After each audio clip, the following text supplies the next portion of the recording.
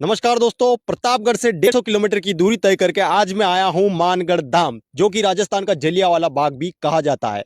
इसी पहाड़ी के ऊपर 1500 आदिवासियों की हत्या, निर्मम हत्या कर दी गई थी 1913 में। तो क्या हुआ था, कैसे हुआ था, सब कुछ जानेंगे आज इस वीडियो में, इस पहाड़ी के ऊपर जाकर।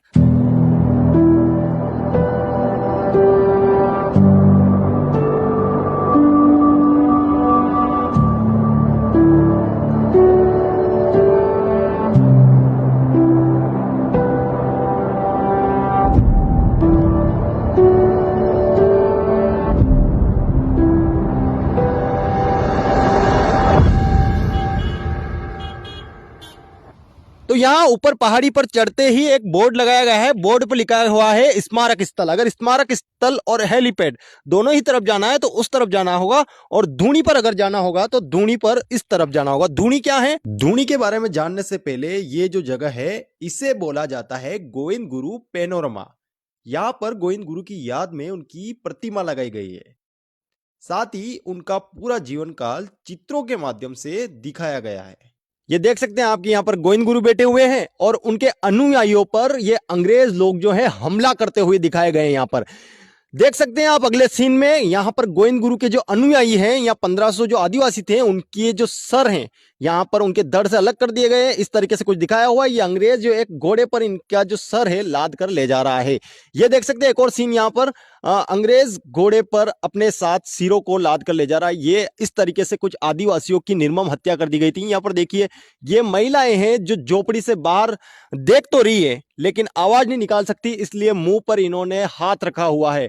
और ये बच्चा लेकर खड़ा हुआ है एक व्यक्ति यहाँ पर। इस तरीके से आप समझ सकते हैं कि किस तरह से मानगढ़ में हमला हुआ था अंग्रेजों का और 1500 निर्दोष लोगों की हत्या यहाँ पर कर दी गई थी। देखिए ये गोविंद गुरु है, यहाँ पर कटघरे में खड़े हैं अंग्रेजी हुकूमत के सामने। ये अंग्रेजी हुकूमत के अफसर बैठे हैं और इस तरह से फिर देखिए अगला सीन देख सकते हैं आप, दयानंद सरस्वती बैठे हैं और यहाँ पर गोविंद गुरु इनसे कुछ बातचीत करते हुए दिखाए जा रहे हैं।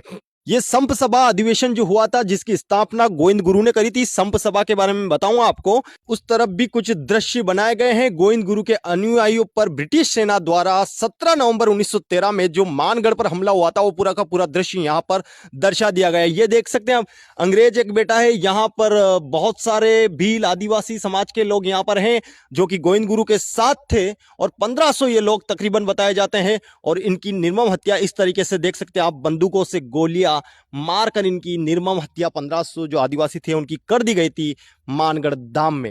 ये देख सकते हैं आप, एक बिल्डिंग बनाई हुई है यहाँ पर। राजस्थान धरोहर संरक्षण एवं उन्नति प्राधिकरण द्वारा निर्मित ये बिल्डिंग है। अगर आप यहाँ आते हैं तो कुछ शुल्क जरूर लगेगा आपका, जैसे कि अगर आप विद्यार्थी है तो 5 रुपए लगेंगे, सामान्य व्यक्ति के 10 रुपए लगेंगे, विदेशी अगर व्यक्ति है तो 20 रुपए, और कैमरा व मोबाइल शुल्क है 20 रुपए। तो सर बताइए क्या है कुछ अंदर?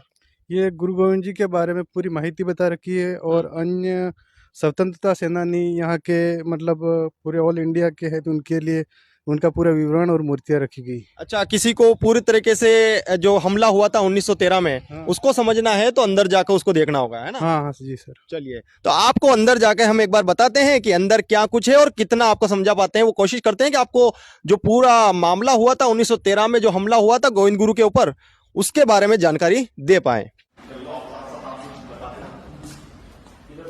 राष्ट्रीय जनजाति स्वतंत्रता संग्राम संग्रहालय मानगढ़ धाम। मानगढ़ धाम का ये एक संग्रहालय है जहां पर ये देख सकते हैं आप पूरा ही, यहां से हम शुरू करते हैं। धनुर्धर एकलव्य, यशस्वी रानी दुर्गावती के बारे में यहाँ पर बताया गया है। कटिया भील के बारे में मैं बता दूं क्योंकि आदिवासी समाज इनको लेकर बहुत ज्यादा रिस्पेक्टफुल है, इनकी बहुत ज्यादा इज्जत करता है। इनको इंडियन रॉबिन हुड का खिताब दिया गया था और मध्य प्रदेश के ये रहने वाले थे और इनको 1889 में इनको फांसी दे दी गई थी।